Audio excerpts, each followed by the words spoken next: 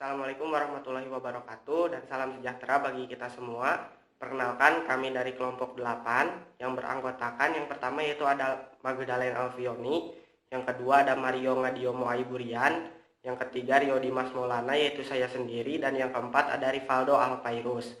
Di sini kelompok kami akan menerangkan mengenai wawancara kerja.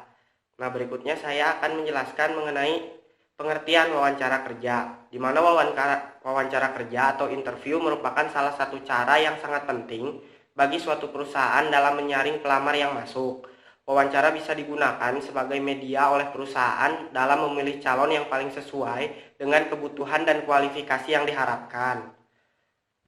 Berikutnya adalah aspek kepribadian yang dinilai dalam wawancara kerja. Terdapat beberapa aspek. Yang pertama ada penampilan fisik. Kedua, gerak-gerik dan sopan santun. Yang ketiga, nada suara. Yang keempat, rasa percaya diri. Yang kelima, inisiatif. Yang keenam, kebijaksanaan. Yang ketujuh, tanggap dan kerjasama. Yang kedelapan, ekspresi wajah. Yang kesembilan, kemampuan berkomunikasi. Yang kesepuluh, ada sikap terhadap pekerjaan. Dan yang terakhir yaitu selera humor. Nah, berikutnya ada jenis-jenis wawancara. Nah, berdasarkan tempat dan cara wawancara terdapat beberapa, yaitu ada yang pertama yaitu wawancara seleksi, di mana jika pelamar untuk posisi yang lowongan berjumlah lebih dari satu orang, maka dilakukan seleksi wawancara kerja untuk menyeleksi siapa di antara mereka yang paling memenuhi kualifikasi yang dipersyaratkan. Dan calon yang memenuhi kualifikasi akan diikutsertakan dalam wawancara berikutnya. Nah, wawancara seleksi ini umumnya berlangsung singkat antara 15-30 menit, namun tentu saja setiap perusahaan mempunyai pola dan perencanaannya sendiri. Nah, yang kedua yaitu wawancara telepon, di mana wawancara telepon ini yaitu untuk menghemat biaya dan untuk efisiensi waktu. Banyak perusahaan yang melakukan wawancara kerja melalui telepon. Oleh sebab itu, pelamar harus siap dihubungi sewaktu-waktu, sebab seringkali recruiter tidak memberikan pilihan bagi pelamar untuk menentukan waktu kapan ia siap diwawancara melalui telepon. Nah, yang ketiga ada wawancara di kampus. Nah, wawancara di kampus ini meskipun tidak banyak perusahaan yang melakukan wawancara kerja di kampus, namun untuk perusahaan-perusahaan tertentu yang mencari para lulusan perguruan tinggi untuk dilatih lebih lanjut, dinilai cara ini lebih efektif karena memberikan akses kepada perusahaan untuk mendapatkan calon terbaik yang mungkin akan sangat sulit diperoleh jika menunggu para calon tersebut datang melamar. Nah, untuk slide berikutnya akan dijelaskan oleh Mario.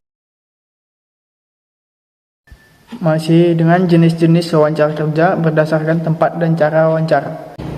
Yang keempat yaitu wawancara di pameran kerja. Pameran kerja diadakan biasanya untuk menjembatani perusahaan yang memerlukan tenaga kerja baru dan para pencari kerja.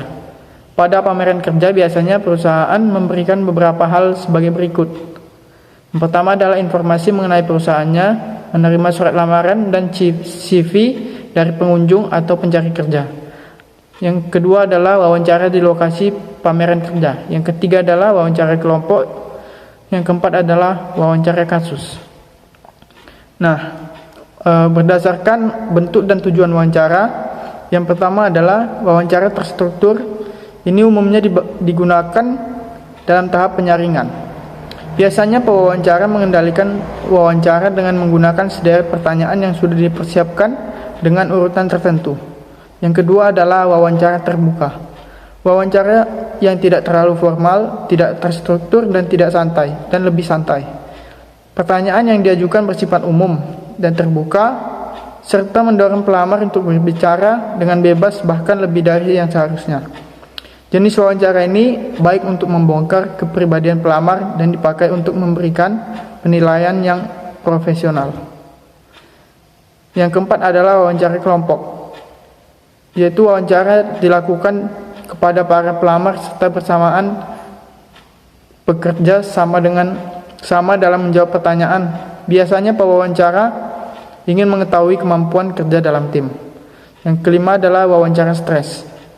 Jenis wawancara ini jangan digunakan karena dinilai tidak lazim dan tidak etis. Karena dalam wawancara ini pelamar dihadapkan dengan situasi yang didesain mengganggu atau gelisah. Kesunyian yang panjang, kritik atas penampilan, interupsi yang dilakukan dengan sengaja, reaksi yang kasar, bahkan dimusuhi oleh pewawancara.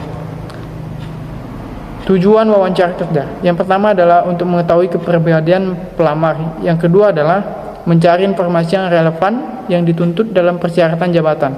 Yang ketiga adalah mendapatkan informasi tambahan yang diperlukan bagi jabatan dan perusahaan. Yang keempat adalah membantu perusahaan untuk mengidentifikasi pelamar-pelamar yang layak untuk diberikan penawaran kerja. Nah, di dalam wawancara kerja ini ada tekniknya. Yang pertama adalah wawancara kerja tradisional. Wawancara kerja tradisional menggunakan pertanyaan-pertanyaan terbuka. Seperti contohnya, mengapa Anda ingin bekerja di perusahaan ini? Lalu, apa kelebihan dan kekurangan Anda?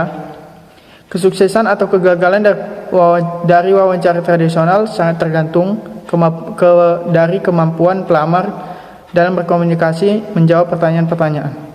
Dalam wawancara tradisional, pewawancara biasanya ingin melihat jawaban atas 3 pertanyaan. Apakah pelamar ini memiliki pengetahuan, keterampilan, dan kemampuan untuk melakukan pekerjaan? Yang kedua adalah, apakah pelamar memiliki antusiasme dan etika kerja yang sesuai dengan harapan perusahaan? Dan yang ketiga adalah, apakah pelamar akan bisa bekerja sama dalam tim dan memiliki kepribadian yang sesuai dengan budaya perusahaan?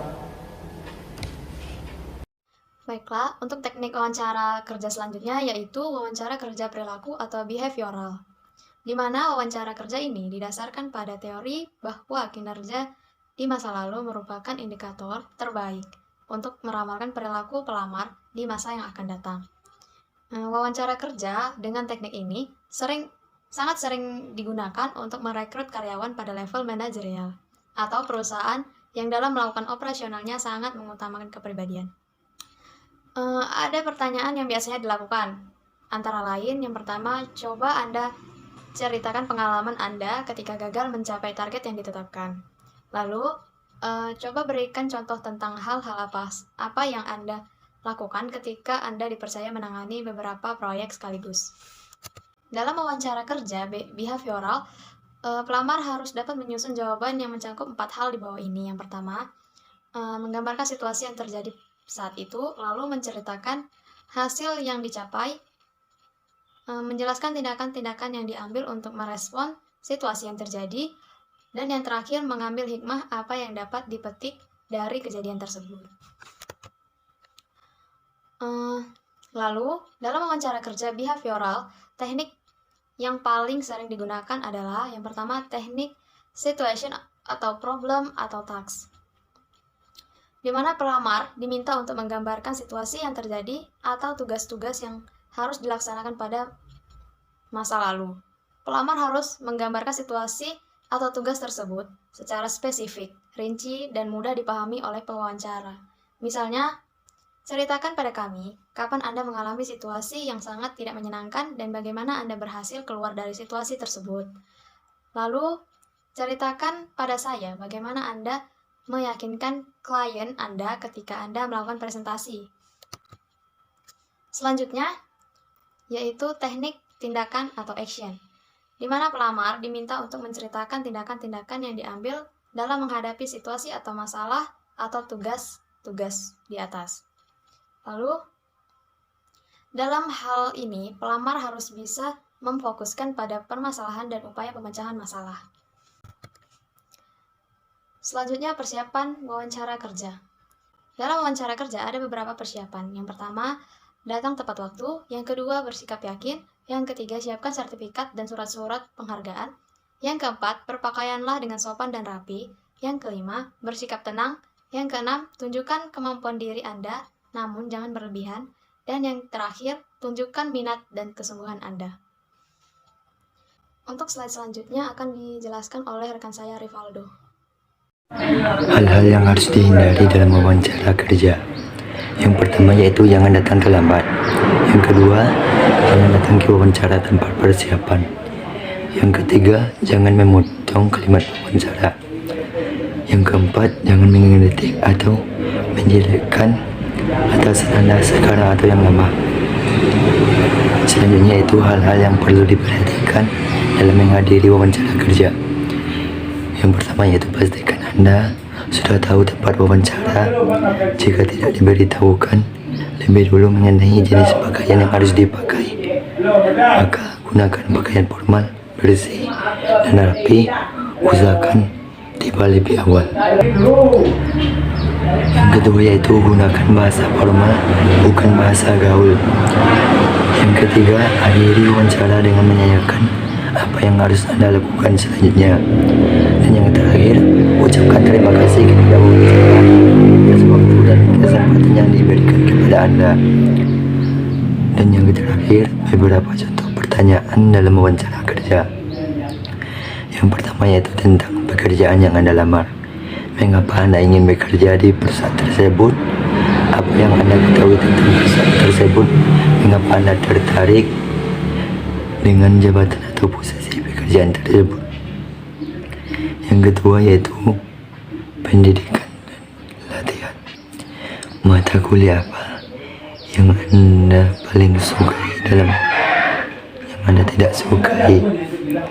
Apakah kuliah atau pelatihan yang Anda peroleh membantu mengembangkan karir Anda? Yang ketiga, latar belakang keluarga. Apa pekerjaan orang tua Anda? Apakah pendidikan terakhir orang tua Anda? Yang keempat yaitu tentang kepribadian. Bagaimana Anda menjelaskan diri Anda sendiri? Apa yang menjadi kelebihan dan kekurangan dalam diri Anda? Yang kelima, tujuan karir. Apa tujuan jangka panjang karir Anda? Bagaimana Anda dapat mencapai tujuan tersebut? Dan yang terakhir yaitu pekerjaan sebelumnya. Mengapa Anda ingin meninggalkan pekerjaan lama? Apa pekerjaan yang paling menarik yang pernah Anda lakukan? Baiklah, hanya ini materi yang dapat kami sampaikan dari kelompok kami. Lebih dan kurang mohon maaf. Saya tutup dengan Assalamualaikum warahmatullahi wabarakatuh.